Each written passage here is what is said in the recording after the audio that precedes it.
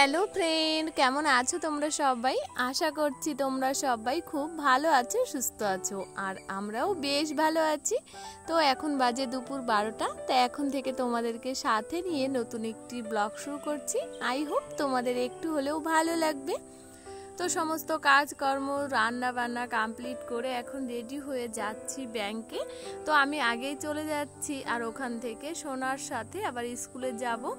তো আমি সাইকেলে যাচ্ছি এখন, আর সোনার যেহেতু 1:30 থেকে পরীক্ষা রয়েছে, তা ওই জন্য আমি আগে আগে যাচ্ছি। আর আমারও তো 12টা থেকে শুরু হয়, তো আমি বাড়ি থেকেই 12টায় বেরোই। তো ভীষণ রোদ পড়েছে, আর সাইকেলে যেতে না ভীষণ কষ্ট হয়েও যায়। তার কারণ কি বলতো, রোজ রোজ তো চালানো হয় না, এই মাঝে মধ্যে একটু আধেক চালাই, ওই জন্য কষ্টটা বেশি হয়ে যায়। তো দেখো ব্যাংকে চলে এসেছি, আর এসে দেখছি অনেকেই চলে এসেছে। আমি একটু লেট করে এসেছি, প্রতিদিনই লেট হয়ে যায় আমার, আমি টাইমের ভিতরে আসতেই পারি না। তো এসে দেখো ব্যাগ করছি আরও অন্য কিছু।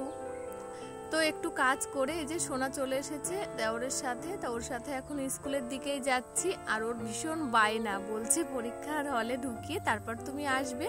তো দেখো আমি ওকে ঢুকিয়ে হলের ভিতরে আমি বাইরে অপেক্ষা করছি, আর অনেক মায়েরা রয়েছে তাদের সাথে কথা বলছি। বলছে ঘন্টা পড়লে তারপরে যাব। তো ঘন্টা পড়ে গেছে, এখন এই যে রাস্তার দিকে আসছি এখন। তারপর দিয়ে দেওর দিয়ে গেল ব্যাংকে, কাছেই পাশাপাশি। তা আবার চলে এসেছি, এই যে কাজ করছি, তার ফাঁকে চা দিয়েছে, আজকে চা না কফি দিয়েছে। তো কফি খাচ্ছি, আর দুটো করে এই যে মেরি বিস্কুট। তো বাড়িতে খাই না, কিন্তু এখানে সবার মধ্যে না খাচ্ছি।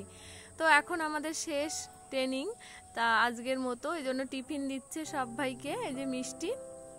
তো ব্যাংক থেকে এসে খাওয়া দাওয়া করে একটু রেস্ট নিয়ে শাড়ি পরে রেডি হয়ে নিয়েছি। তা এখন আমরা গ্রামের প্রত্যেক মহিলারা বেরোবো রাস্তাতে, ন্যায্য বিচারের জন্য। তার কারণ কি বলতো, আমি প্রথমে যেতে চাইছিলাম না, কিন্তু সবাই শুনছে না। আমাদের স্কুল মাঠ থেকে বেরোবে, তা তোমাদের দাদা ভাই আমাকে স্কুল মাঠে দিতে যাচ্ছে। তো যে আজ করে ডক্টর মৌমিতা মারা গেছে, তার ন্যায্য বিচারের জন্য সব মহিলারা আজকে আমাদের গ্রাম থেকে বেরোবে। দেখো এসে দেখছি অনেকেই চলে এসেছে, আর এখনো অনেকে আসেনি। তা আমি বলছি আমি আগে আগে চলে এসেছি দেখছি। তো আমরা গ্রাম থেকে একটাই আমাদের দাবি, দোষীরা যেন উপযুক্ত শাস্তি পায়, আর এমন ঘটনা যাতে কোনো মা বোনের সাথে না ঘটে। তার কারণ প্রত্যেক বাড়িতেই তো মা বোন রয়েছে, বলো অত বড় একটা ডাক্তার, সে কোনো প্রোটেকশন পেল না, কিন্তু আমরা তো সাধারণ মানুষ, আমরা কিভাবে সেফটি থাকব, সেই আমাদের সুরক্ষার জন্যই আমরা রাস্তায় নেমে পড়েছি। তো এখনই আমরা এই যে বেরোবো স্লোগান গেতে গেতে। তো দেখো স্লোগান গেতে গেতে এখন বেরিয়ে পড়েছি রাস্তা ধরে, সোজা বাজারের দিকে যাব। আর স্লোগানটা আমরা মুট করে রেখেছি, তার কারণও আছে। কারণ প্রত্যেক মানুষের না এই স্লোগানটা পছন্দ নাও হতে পারে, কারণ এখানে অনেকের পার্টিগত ব্যাপার নিয়ে চলে আসছে। তা আমি আগেই বলেছি যে এখানে কোনো পার্টিগত ব্যাপার নয়। একটা এত বড় একটা ডাক্তার, বলো আমাদের যে জীবন দান করে, সেই জীবনকেই আমরা হত্যা করে দিলাম। তো বলো একটা ডাক্তার হওয়া কি মুখের কথা? কত কষ্ট করে তারপর একটা ডাক্তার পাওয়া যায়, আর সেই ডাক্তারকেই আমরা নিজে হাতে খুন করলাম। তো সে কোনো উপযুক্ত যারা দোষী তাদের তো উপযুক্ত শাস্তি হওয়ারই দরকার। আর আমাদের সাথেও যেন এমন প্রতিনিয়ত যেভাবে অত্যাচার হচ্ছে মহিলারা, তাই এমন অত্যাচার যেন কোনো মা বোনেদের সাথে না হয়, তার জন্য আমরা এই যে রাস্তায় নেমে পড়েছি। তো দেখো দেখতে দেখতে চলে এসেছি আমাদের বাজারে, এটা বানেশ্বরপুর মোড়ে। আর আমাদের সাথে না অনেক পুলিশ রয়েছে, প্রচুর পুলিশদেরকে কিন্তু জানানো হয়নি, তাও ওনারা আমাদের সাথে আছে প্রোটেকশন দেওয়ার জন্য, কারণ যদি কোনো অশান্তি বেঁধে যায় সেই কারণে। তো অনেকেই তুলে ধরছে এখানে পার্টিগত ব্যাপার, না গো পার্টিগত ব্যাপার এখানে নয়, এখানে হচ্ছে একটা অন্যায়ের শাস্তি চাই, আর পরবর্তীতে যেন কোনো অন্যায় না হয় তার জন্য আমাদের একটাই দাবি, আমাদের সুরক্ষা। তো এখন সন্ধ্যা হয়ে গেছে, আর এই যে বাতি ধরিয়ে এখন তার শোক পালন করা হচ্ছে মৌমিতার।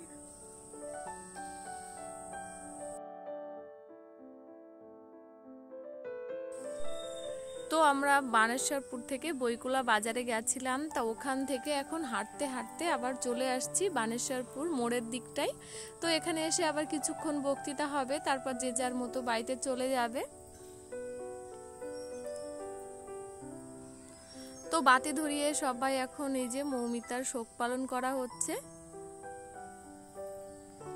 সব থেকে একটাই বড় ব্যাপার যে আমরা একটা ডাক্তারকে হারিয়ে ফেললাম, মানে যারা আমাদেরকে জীবন দান করে সেই জীবনটাকেই আমরা মেরে ফেললাম বলো।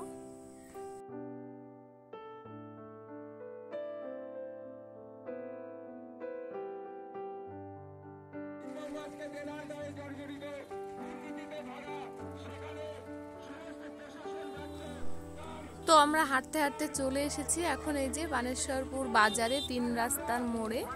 তো এখানে এসে কিছু বক্তৃতা হচ্ছে, তো সব কমপ্লিট হয়ে গেছে। আর এখন তোমাদের দাদাভাই আমার বাজার থেকে গাড়ি করে বাড়িতে দিয়ে গেল। তো চলে এসেছি বাড়িতে। তো আসার পর তোমাদের দাদাভাই বলছে খিদে পেয়ে গেছে, তো একটু চাউমিন বানাও। সোনাও বলছে, তো এখন একটু চাউমিন বানাচ্ছি। তো আমি আর খাবো না, তোমাদের দাদাভাইকে আর সোনাকেই দেবো। তো বেশি বানাচ্ছি না, অল্প করেই বানাচ্ছি, দুজন খাবে তো ওই কারণে।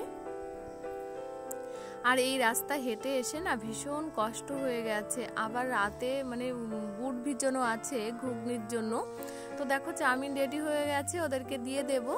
তো রাতের বেলাতে তারপর আর ভিডিওটি কন্টিনিউ করিনি। রাতের বেলাতে আগেই বললাম বুট ভিজানো ছিল, ঘুগনি আর এই যে গরম গরম ফুলকো ফুলকো লুচি বানিয়েছি। তো এই যে এখন সবাই খাওয়া দাওয়াটা সেরে নেব। তো এই ভিডিওটি আর বড় করছি না, এখানেই শেষ করছি। তা ভিডিওটি তোমাদের কেমন লাগলো অবশ্যই জানিও, কেউ খারাপ মন্তব্য করো না প্লিজ ভিডিওটা দেখে। তো আবার ফিরে আসছি নতুন ভিডিওতে, ততক্ষণে তোমরা ভালো থেকো, সুস্থ থেকো, টাটা।